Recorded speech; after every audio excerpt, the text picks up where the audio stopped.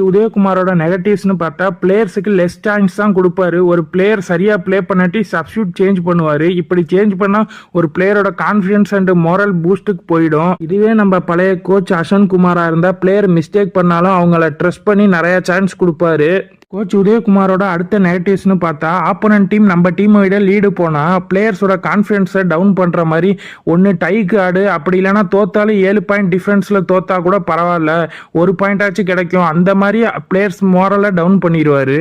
இதனால தான் உதயகுமார் தமிழ் தலைவாஸ் டீமை கோச் பண்ண சீசன் நிறைய டை இருந்துச்சு. ஒரு மேட்ச் டஃப் சுச்சுவேஷன்ல போறப்ப அஸ்வின் குமாரா இருந்தா சபாஷ் பேட்டான்னு மோட்டிவேட் பண்ணி வின்னுக்கு போவாரு.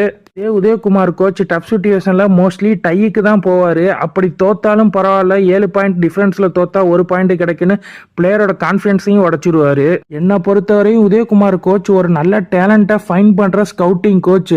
பட் வின்னிங் மென்டாலிட்டி கொஞ்சம் மிஸ் ஆகும்.